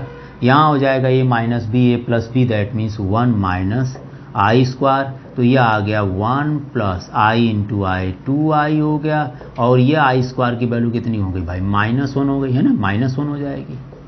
और ये बच जाएगा 1 + 1, ये कैंसिल कर लेते हैं, 2i/2 which is equal to i आ गया, i आ गया। तो इसकी पूरी वैल्यू कॉम्प्लेक्स नंबर मतलब 1 + i/1 - i whole to the power n की value i to the power n which is equal to 1 हो जाएगा। इसकी वैल्यू आ गई। अब i to the power n, least value आप क्या पूछा, लिस्ट वैल्यू ऑफ n पूछा। 1 को अगर कॉम्प्लेक्स नंबर के फॉर्म में लिखे, 1 को अगर लिखना चाहेंगे, देखिए i टू द पावर 4 की जो वैल्यू होती है वो 1 हुआ करती है, उससे छोटी कोई नंबर नहीं है जिसकी वैल्यू कॉम्प्लेक्स फॉर्म में i के फॉर्म में 1 दे दे। तो यहाँ से कंपेयर कर लीजिए, n की वैल्यू आपको 4 मिल जाएगी। क्वेश्चन भी पूछ सकते हैं छोटा सा है। एक दो क्वेश्चन और देखते हैं। एक क्वेश्चन कभी आता है प्योरली रियल और प्योरली इमेजिनरी के बेसिस पर, जरा उसको देखिए थोड़ा सा। इसके बाद हम ऑब्जेक्टिव में कुछ क्वेश्चन और डिस्कस कर लेंगे। जैसे एक क्वेश्चन पूछा है, find real theta such that, अच्छा रियल थीटा पूछा, find real theta such that 3 plus 2i sine theta 3 plus 2i sign theta upon 1 minus 2i sine theta 1 minus 2i sign theta is purely real. या आप question में imaginary भी पूछ सकता है, purely imaginary है, ठीक है ना, तब थीटा की वैल्यू बताइए। रियल भी पूछ सकता है, इमेजिनरी केसेस, दोनों केसेस में थीटा की वैल्यू पूछ सकता है। तो कोई भी कॉम्प्लेक्स नंबर का प्योरली रियल या प्योरली इमेजिनरी है तो सबसे पहले उसको a प्लस आई बी के फॉर्म में लिखेंगे, तभी आकर आप उसको बता सकते हैं कैसे वैल्यू फाइंड होगी। तो मैं यहाँ पर इसको पहले सॉल्व करता हूँ। 3 plus 2i sign theta upon 1 minus 2i sine theta है। इसमें आप इससे कंजुगेट को मल्टीप्लाई कर दीजिए। हर बार ही काम करना पड़ेगा, चाहे वो किसी भी तरह के क्वेश्चन हो। पहले आप इसको कंप्लीट करेंगे, इस फॉर्म में कन्वर्ट करेंगे, तब जाकर आगे प्रोसेस बढ़ेगा। तो 1 प्लस 2i साइन थीटा का मैंने ऊपर नीचे मल्टीप्लाई कर दिया, मतलब conjugate of 1 minus 2i sine theta. यहाँ मल्टीप्लाई करते हैं, 1 इंटू 3 कितना होगा 3, 1 का 2i से मल्टीप्लाई कर लीजिए, आ जाएगा 2i sine theta. 2i sine theta into 3 that means कितना आ जाएगा 6i साइन थीटा। और यहाँ देखिए 2 2 जा 4, यहाँ आप लिख सकते हैं 4i square sine square theta upon कितना होगा 1 मीन्स 1 का स्क्वायर, और 2 इंटू 2 कितना होगा 4i square sine square theta. Total कितना बचेगा 3 प्लस मतलब 6 plus 2 which is equal to 8i sine theta.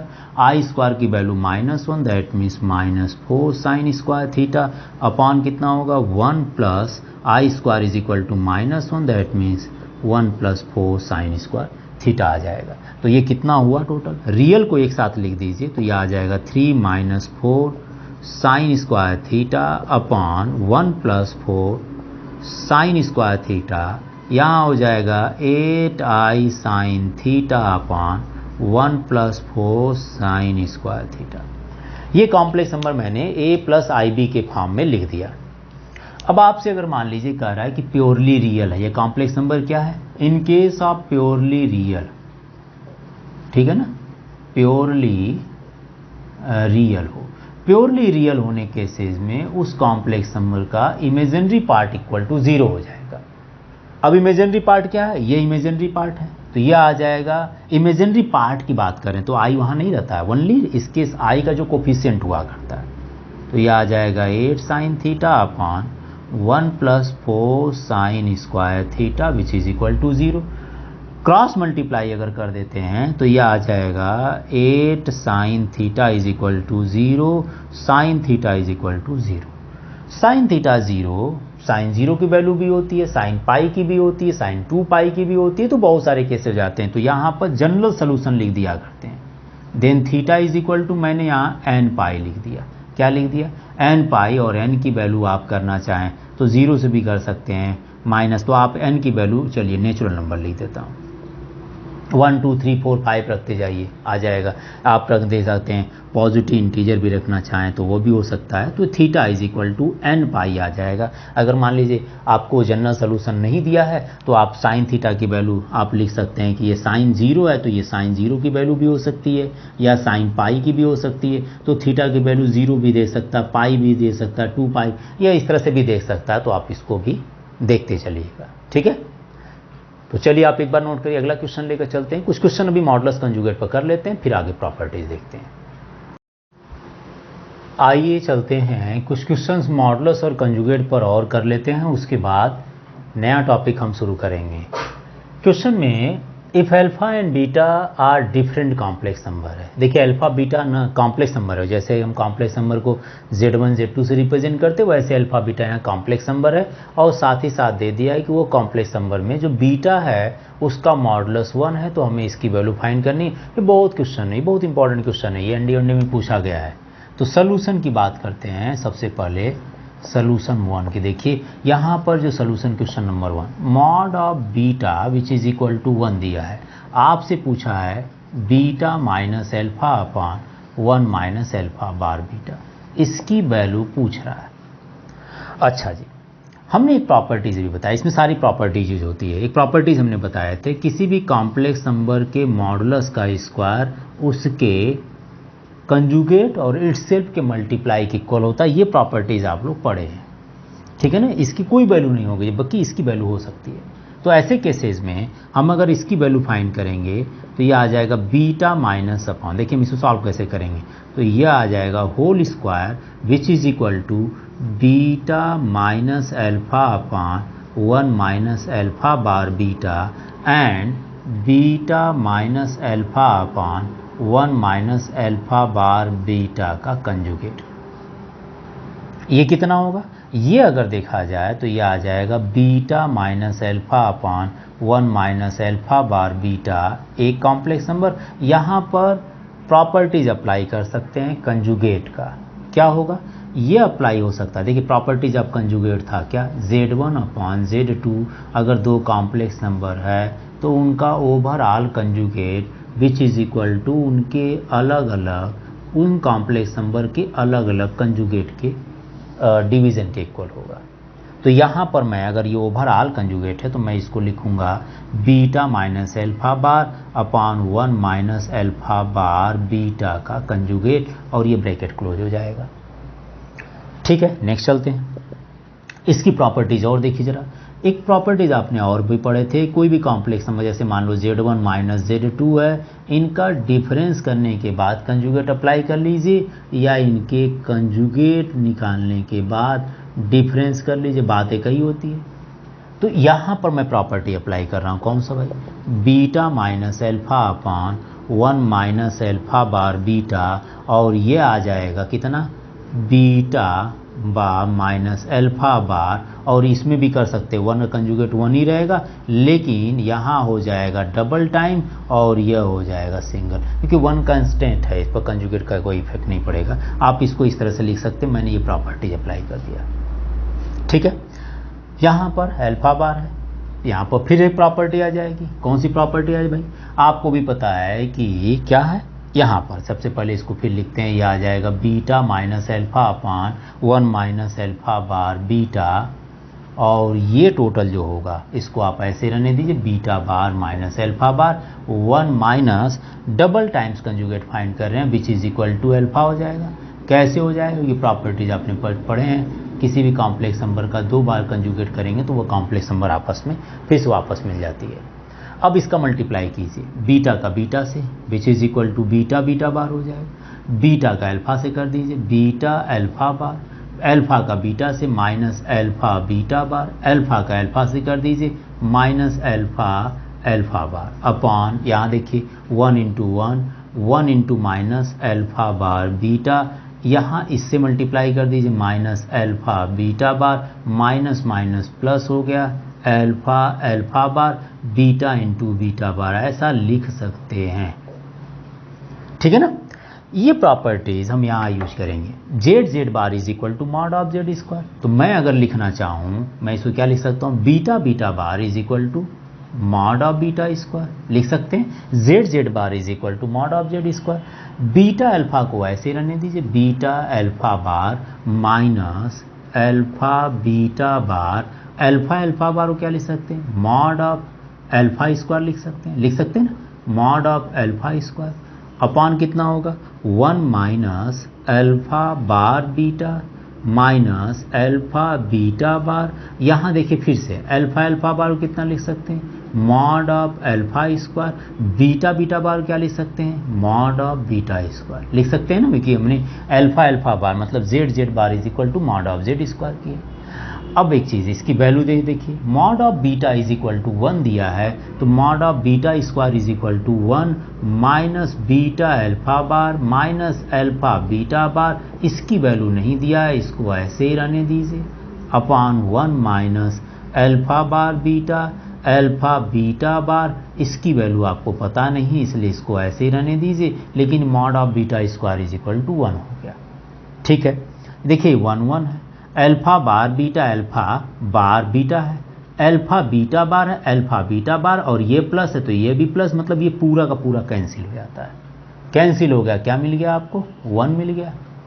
तो जब ये किसकी वैल्यू आ रही है, पूरी वैल्यू आ रही है इसकी, मतलब हमें मिला जो वैल्यू, हमें मिल गया mod of beta minus alpha upon 1 minus alpha bar beta का whole square is equal to 1। आपसे पूछा है ओनली इसकी वैल्यू, तो क्या करेंगे, स्क्वायर को आप उधर भेज दीजिए, क्या आ जाएगा beta minus alpha bar upon 1 minus alpha bar beta which is equal to 1।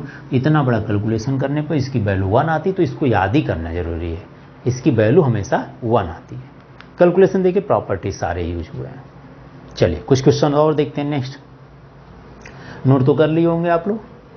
चलिए अगला क्वेश्चन देखते हैं। क्वेश्चन नंबर 2 में मैंने नोट किया हूँ, find the non zero integral solution, है ना।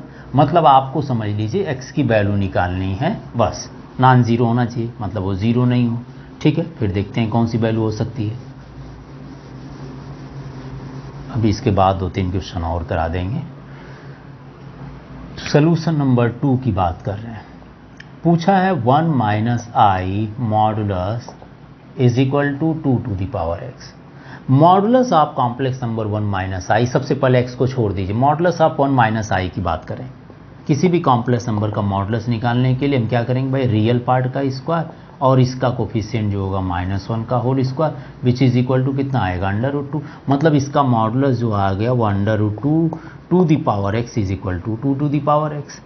√2 लिखा है, इसको आप लिख सकते हैं 2 to the power 1/2 into x which is equal to 2 to the power x. ये आ जाएगा x टू द पावर 2 और यहाँ आ जाए। कुछ लोग बोलेंगे सर बेस सेम है तो एक पावर कंपेयर कर ले। नहीं, ऐसा नहीं कीजिए, कंपेयर तो ऐसे नहीं करेंगे, लेकिन आप कैलकुलेट करना चाह रहे हैं तो इसको लिख दीजिए इधर 1, यह आ जाएगा 2 टू द पावर x/2, या आ जाते हैं x minus x/2 which is equal to 2 to the power कितना आ जाएगा, 1 में से हाफ गया, इतना बचेगा। 1 को आप लिख सकते हैं 2 to the power 0 which is equal to 2 to the power x/2। अब पावर कंपेयर कर लीजिए, दैट मीन्स वहाँ पर भी मिल जाता, तो वहाँ पर कैंसिल कर देंगे, x कैंसिल हो जाता है। नहीं तो आप सिंपल भी कर सकते हैं, मैं वो भी बता देता हूँ। यहाँ से x की वैल्यू 0 मिल गई। अगर ऐसा यहाँ पर कंपेयर करते हैं तो x/2 is equal to x, लेकिन कैंसिल नहीं करेंगे, linear equation in one variable है, इसको सॉल्व कीजिए, एलसीएम ले लीजिए, कितना आएगा, x माइनस 2x आ जाएगा अपॉन 2। यहाँ से भी आप सॉल्व कर लेंगे तो क्या मिलेगा, -x/2 is equal to 0, x is equal to 0। ये सॉल्व किया करते हैं, कैंसिल नहीं करते हैं कि x है तो कैंसिल कर लें इक्वल में, नहीं। वेरिएबल वन वेरिएबल है तो वन वेरिएबल में x की वैल्यू 1 होनी चाहिए। अगर ये 2 होता, जैसे मान लीजिए x² और x² होता, ऐसा कुछ होता, तो आप इसको कैंसिल नहीं करेंगे, क्या करेंगे, इसको सॉल्व करेंगे भाई, है ना, सॉल्व करेंगे यहाँ पर। और यहाँ पर मान लीजिए x² is equal to 0, x² is equal to 0, मतलब x की वैल्यू 2 0 होगी, बट लिखा जाएगा कई बार। तो ऐसे केसेस में इसको सॉल्व क्या करते, कैंसिल नहीं करते। याद रखिएगा, ये लीनियर इक्वेशंस या क्वाड्रेटिक इक्वेशंस होते हैं, जितने वेरिएबल का होगा, जितने पावर इसकी या जितनी डिग्री होगी, उतना ही इसका सोल्यूशन होनी चाहिए। चलिए 2 क्वेश्चन हुआ। नेक्स्ट चलते हैं, किसी भी कॉम्प्लेक्स नंबर को और थोड़ा सॉल्व कैसे करेंगे। ये मैंने 2 क्वेश्चन आपको बताया, तो जो मुझे थोड़ा ठीक लगा, बाकी अगर और कोई क्वेश्चन हो तो कमेंट बॉक्स में लिख दीजिए, मैं बता दूंगा। आप मेरा नंबर भी नोट कर सकते हैं, वहाँ पर भी आप व्हाट्सअप कर दीजिए, मैं बता दूंगा आपको। चलिए कुछ क्वेश्चन और देख लीजिए।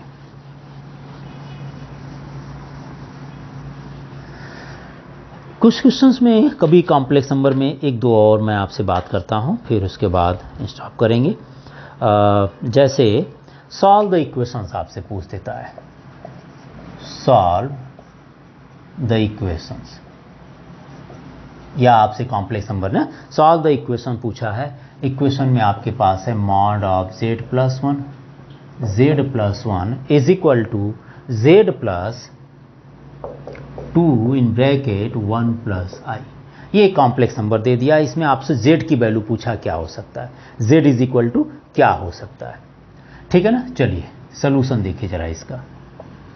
ऐसे अगर कोई क्वेश्चंस आते हैं तो वहाँ पर z को मान लिया करिए। सबसे पहले तो मान लीजिए z is equal to a + ib, या तो x और y को ज़्यादा बेहतर मानते हैं तो x + iy मान लीजिए। सारी वैल्यू पुट कर दीजिए। मॉड ऑफ z+1 है तो यहाँ लिख दीजिए x + iy and +1 which is equal to x + iy + 2 in bracket 1 + i। क्या करेंगे अब, रियल को एक साथ लिख देंगे, x + 1, ठीक है ना, और plus iy which is equal to, इधर भी देखिए 2 × 1 is equal to 2, that means x + 2 iy and यहाँ i 2 × i, तो यहाँ पर i कॉमन ले लीजिए, बच जाएगा y + 2।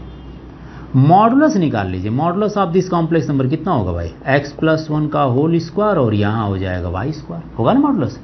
ये कितना होगा, ये हो जाएगा x+2 + y+2।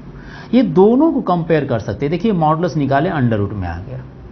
अब ये जब अंडर रूट में आ गया तो ये क्या हो गया, ये पूरा का पूरा रियल हो गया, इसमें तो i बचा ही नहीं। ये पूरा का पूरा क्या हो गया, रियल हो गया। अब हम ये कॉम्प्लेक्स नंबर, ये रियल हो गया, इमेजिनरी पार्ट 0 हो गई, तो हम अगर इसका कंपेयर करेंगे तो यह इसके इक्वल हो जाएगा, और इसका इमेजिनरी पार्ट नहीं है तो मैं इसको मान सकता हूँ कि 0 है। तो रियल वाला रियल के इक्वल होगा, बिकॉज इसमें i है नहीं, तो ये पूरा पार्ट कंपेयरिंग बोथ साइड है ना, यहाँ पर हम क्या कर रहे हैं, कंपेयर कर रहे हैं। तो ये इक्वल हो जाएगा कौन सा, x+1 का होल स्क्वायर और प्लस y स्क्वायर हो जाएगा x+2 के इक्वल। और इमेजिनरी पार्ट क्या है, 0 है, और इमेजिनरी पार्ट यहाँ पर है, तो यहाँ पर 0 = y+2, और y की वैल्यू आपको मिल गई, y की वैल्यू -2 मिल गई, y की वैल्यू -2 मिल गई, यहाँ रख दीजिए। तो यहाँ जब रखेंगे y की वैल्यू कितना, -2 यहाँ रखिए, तो ये आ जाएगा √x+1 का होल स्क्वायर, y की वैल्यू -2 का होल स्क्वायर = x+2। सॉल्व करना चाहें सॉल्व कर लीजिए, अदरवाइज आप दोनों साइड का स्क्वायर कर दीजिए, दोनों साइड का स्क्वायर कर दीजिए। स्क्वायर करेंगे तो इसका रूट हट जाएगा बस, और ये बन जाएगा x+1 का होल स्क्वायर और -2 का स्क्वायर 4, यहाँ पर x+2 का होल स्क्वायर हो गया। चलिए सॉल्व करते हैं, x² + 1 + 2x होगा, a + b का whole square +4 which is equal to x² + 4n + 4a। ये आप सॉल्व कर सकते हैं, क्योंकि माइनस करेंगे तब भी 0 हो जाएगा। यहाँ देखिए कितना बचेगा, +4 से +4 cancel, 1 + 2x which is equal to कितना बचा, ओनली 4x। ट्रांसफर कर दीजिए, 1 = 2x, x = 1/2, x = 1/2 और y = -1/2। आपसे तो z की वैल्यू पूछा है, तो z = आपने क्या सॉल्व किए थे, x + iy। तो x की वैल्यू कितनी हो गई, 1/2, y की वैल्यू -2 है, यहाँ रख दीजिए। तो आपसे z की वैल्यू पूछा, वो कॉम्प्लेक्स नंबर कौन सा जो इस इक्वेशन को सेटिस्फाई करेगा, इस इक्वेशन को सेटिस्फाई करेगा कॉम्प्लेक्स नंबर में, वो आपका है 1/2 - 2i। ऐसे ही क्वेश्चन दे देता है, कभी कॉम्प्लेक्स नंबर है और पूछ देता है कभी कभी, so that it is a circle, so that it is a parabola. जरा इनको 1-2 क्वेश्चंस और देख लेते हैं, ये कॉम्प्लेक्स नंबर का सलूशन, ठीक है। क्योंकि ये क्वेश्चंस ऐसे ही पूछे जाते हैं बोर्ड एग्जाम में, मतलब आपके जो एग्जामिनेशन होंगे। ऐसा नहीं है कि मतलब एकदम सिंपल क्वेश्चन पूछा है, ये बोर्ड एग्जाम की बात नहीं कर रहा हूँ, टीजीटी की बात कर रहा हूँ। पहले आप एक बार कॉम्प्लेक्स नंबर पढ़ लीजिए, उसके बाद आप डिस्कस करेंगे पूरे पिछले साल के जितने भी क्वेश्चंस हैं, हम डिस्कस करेंगे उसमें। देखते हैं कितने क्वेश्चंस हमारे टॉपिक पढ़ने के बाद उसमें मिल जा रहा है, ठीक है। 1-2 क्वेश्चंस और देखते हैं। जैसे मान लीजिए हमसे पूछा गया, ये तो मैंने सिंपल क्वेश्चन से उठा लिया था, आप इसको देख लेंगे। जैसे एक क्वेश्चन और दिया है, इफ z = मान लीजिए z = क्या दिया है, x + iy, या z कुछ भी देख सकता है, चलिए x + iy है। देन सो दैट z आपको शो करना है क्या, z बार प्लस 2 z + z बार = 0, ये दिया है, ठीक है ना, ये दिया है। रिप्रेजेंट अ सर्कल,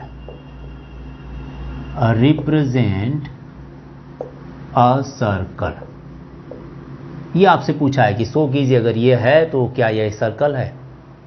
चलिए वैल्यू रखकर देखते हैं इसका सलूशन, मतलब ये किस फॉर्म में बनता है, ये किस फॉर्म में इक्वेशंस आता है। तो चलिए इसका सलूशन जरा देखते हैं, सर्कल है कि नहीं, सर्कल के बारे में भी जान लेंगे थोड़ा सा।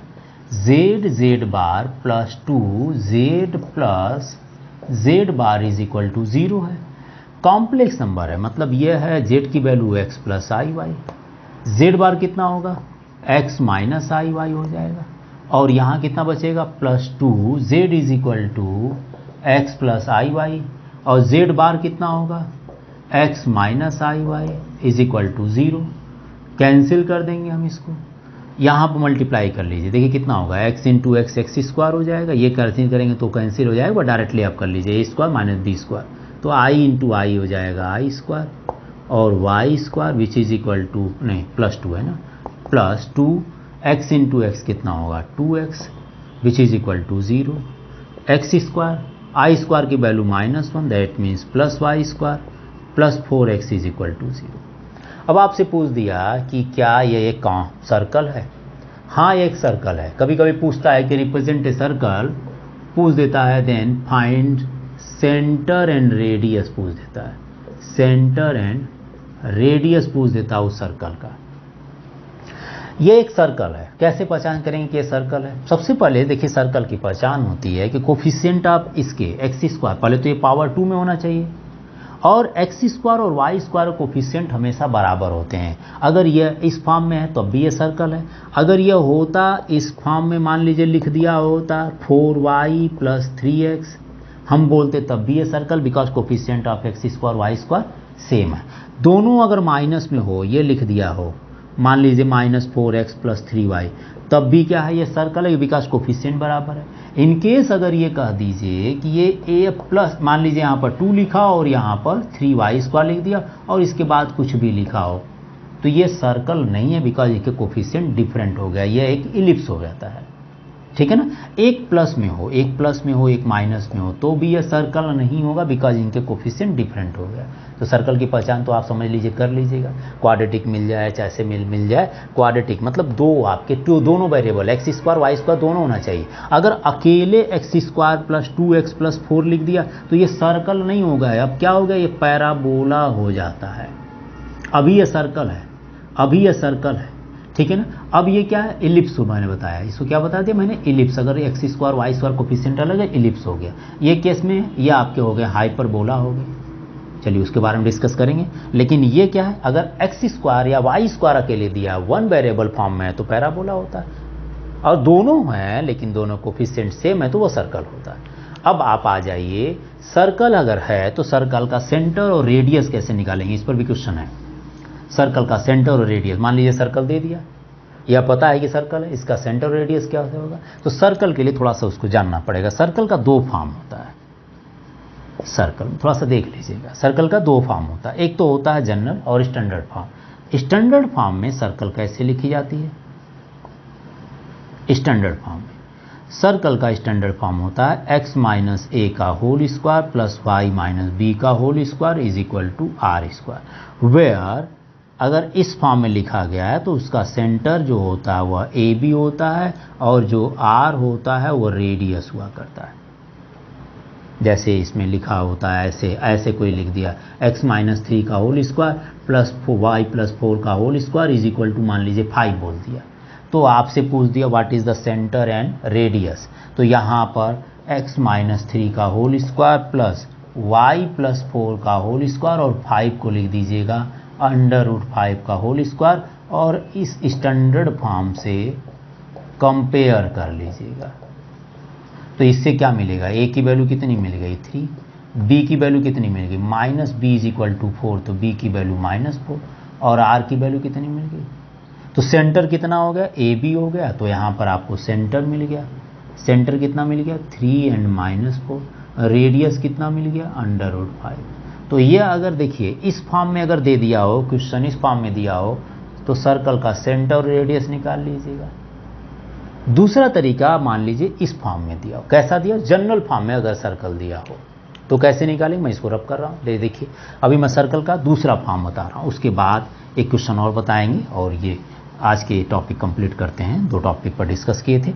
इसका दूसरा सर्कल का जनरल फॉर्म क्या होता है, जनरल फॉर्म, सर्कल भी कंप्लीट साथ साथ हो रहा है कुछ। जनरल फॉर्म होता है सर्कल का x² + y² + 2gx + 2fy + c = 0। अगर कोई सर्कल इस फॉर्म में लिखा है तो इसको बोलते हैं जनरल फॉर्म ऑफ सर्कल। ऐसे केसेस में सर्कल का सेंटर -g - f हो जाता है, और रेडियस जो होते हैं, रेडियस कितना होगा भाई, रेडियस हो जाते हैं √g² + f² - c। हम इनके बारे में भी डिस्कस करेंगे। तो इससे सर्कल का सेंटर रेडियस कैसे पता चलेगा, चलिए देखते हैं उसको भी। मान लीजिए हमारे पास इस फॉर्म में आ गया, हमसे पूछ दिया रिप्रेजेंट ए सर्कल, आप तो बोल देंगे yes it is a circle because coefficient of x² and coefficient of y² बराबर है। लेकिन इसका रेडियस और सेंटर कैसे निकालेंगे, तो उसके लिए देखिए x² + y² + 4x = 0 है, आप इसके नीचे इसके जनरल फॉर्म को लिख दीजिए 2gx plus 2fy n plus c is equal to 0। Compare कीजिए, देखिए तो बराबर हो गया। यहाँ से मिल जाएगा 2g is equal to 4, then g is equal to कितना मिल गया 2fy है, मतलब y का कोफिशिएंट यहाँ है ही नहीं, तो हम तो उसको क्या मान लेंगे 0। c कांस्टेंट, c फॉर क्या है कांस्टेंट, वो है ही नहीं तो उसको भी 0 मान लेंगे। तो सेंटर कितना हो गया, सेंटर हो गया -g माइनस f, मतलब -2 एंड -0 दैट मीन 0। रेडियस कितना हो गया भाई, फिर रेडियस हो गया √g² प्लस f²। g² कितना है 2 का स्क्वायर, f कितना है 0 का स्क्वायर, c कितना -c मतलब 0 हो गया, तो ये आ जाएगा 2। देखिए रेडियस आ गया, सेंटर आपको दोनों मिल गया, है नहीं जी। एक क्वेश्चन और है, एक बार और क्वेश्चन देख लीजिए, लास्ट में हम डिस्कस करते हैं, ठीक है। रिप्रेजेंट ए सर्कल पूछा था, ऐसे क्वेश्चन एक और पूछा है, जरूरी नहीं है क्योंकि आप टीजीटी देने जा रहे हैं, साथ ही साथ पीजीटी भी आप कुछ देंगे, तो इसमें क्वेश्चन इसी तरह से घुमा फिरा कर पूछते हैं। अब ये कॉम्प्लेक्स चल रहा है, कॉम्प्लेक्स ही चलता रहता है, बीच बीच में कहीं इस तरह से क्वेश्चन भी आ जाते हैं, तो इनको भी थोड़ा सा ध्यान देना पड़ेगा। किसी भी कॉम्प्लेक्स नंबर का सलूशन पूछ सकता है, किसी भी कॉम्प्लेक्स नंबर को इस तरह से सॉल्व करने के लिए। क्वेश्चन और देखते हैं, एक कॉम्प्लेक्स नंबर में है question, so that mod of z minus 3 mod of z minus 2 upon z minus 3 which is equal to 2 represent a circle, ये खुद कर रहा है, represent a circle, then find its center and radius, find its center and radius आपसे पूछ रहा हूं। ये कॉम्प्लेक्स नंबर आपके पास क्या है, कॉम्प्लेक्स नंबर एक सर्कल को रिप्रेजेंट कर रहा है, ठीक है। चलिए चलते हैं सॉल्यूशन लेकर। जब भी ऐसा कोई केस आए, सबसे पहले उस कॉम्प्लेक्स नंबर को मान लीजिए कि वो in the standard form x plus i y के फॉर्म में लिखा गया, ठीक है ना। z की value x plus i y put कर दीजिए, x plus i y -2 upon x plus i y -3 which is equal to 2। Properties भी लगा सकते थे, प्रॉपर्टीज भी लगा देते हैं क्योंकि प्रॉपर्टीज आपको पता है क्या, mod of z1 z2 whole bar which is equal to mod of z1 and mod of z2, ऐसे भी लिख सकते थे। चलिए यहाँ लगा देते, रियल को पहले एक साथ लिख दीजिए, क्या हो जाएगा x -2 प्लस आई वाई होगा ना, अपॉन कितना हो जाएगा x -3 प्लस आई वाई, ये कितना इक्वल हो जाएगा, ये 2 के इक्वल हो जाएंगे। इसका मॉडुलस निकालना है, modulus of this complex number कितना होगा, मॉडुलस निकालेंगे तो ये आ जाएगा x -2 का whole square plus y square, और ये आ जाएगा x -3 का whole square plus y square which is equal to 2। Cross multiply कर दीजिए, अंडर रूट x -2 का whole square plus y square which is equal to 2 under root x -3 square plus y square. On squaring both side, दोनों side का square करते हैं। ऐसे cases में x -2 square plus y square is equal to 4x -3 square plus y square, इसको bracket में लिखे और सॉल्व कर लेते हैं। कितना आ जाएगा x square plus 4 minus 4x plus y square, यहाँ आ जाएंगे 4x square plus 9 minus 6x and plus y square.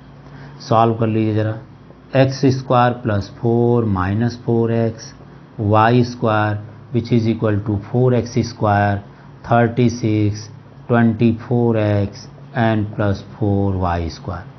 Solve करते हैं, उधर ले आकर इधर 0 कर दीजिए, 4x square minus x square is equal to 3x square, ये हो जाएंगे आपके y स्क्वायर और 4y square which is equal to 3y square आ जाएंगे। नेक्स्ट में आ जाएगा -4x से ये -24 और सब्ट्रैक्ट कर लेंगे तो ये बच जाएगा -20 और 36 minus 4 which is equal to 32। 3x square plus 3y square -20x बचा प्लस 32 बच जाएगा, ठीक है, ये इक्वल टू 0 आ गया, ठीक है। नेक्स्ट चलते हैं, ये तो अभी कॉम्प्लेक्स नंबर को आपने कन्वर्ट कर दिया। अब ये बता सकते हैं, इसको देखकर क्या बता सकते हैं भाई, ये कॉम्प्लेक्स नंबर जो आपने इस कॉम्प्लेक्स नंबर का जो सोल्यूशन फाइंड किए कौन सा, 3x square plus 3y square -20x + 32 which is equal to 0।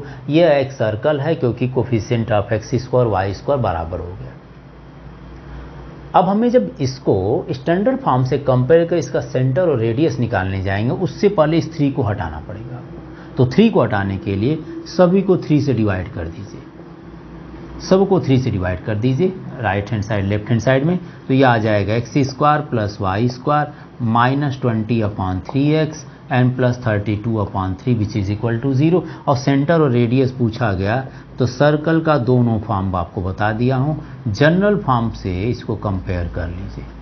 देखिए कोफिशिएंट तो बराबर हो गया, तो यहाँ से मिल जाएगा 2g इज इक्वल टू -20/3। ये कैंसिल कर लीजिए, g की वैल्यू -10/3 मिल जाएगा।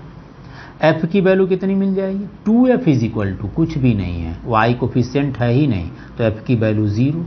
और c कितना मिल जाएगा? 32/3। gfc मिल गया। तो आपको क्या निकालना है? सेंटर निकालना है। सेंटर कितना होगा भाई? सेंटर हो जाएगा -g एंड -f। -g मतलब आपका माइनस ऑलरेडी है, तो ये प्लस में हो जाएंगे 10/3 f इज इक्वल टू 0। और रेडियस कितना होगा? रेडियस को आपको मैंने बताया था g² का मतलब 10 का स्क्वायर 100/9, f² 0 होगा और c है ना 0 -32/3। इन दोनों को सॉल्व कर लीजिएगा, रेडियस मिल जाएगा। तो ये मॉडुलस और कंजुगेट से रिलेटेड क्वेश्चंस थे। अगले वीडियो में हम बात करेंगे आपको पोलर फॉर्म के बारे में। पोलर फॉर्म से बात आर्गुमेंट पढ़ेंगे, डे मॉयस पढ़ेंगे, यूलर्स थ्योरम पढ़ेंगे। बहुत सारे टॉपिक अभी पढ़ने के लिए है।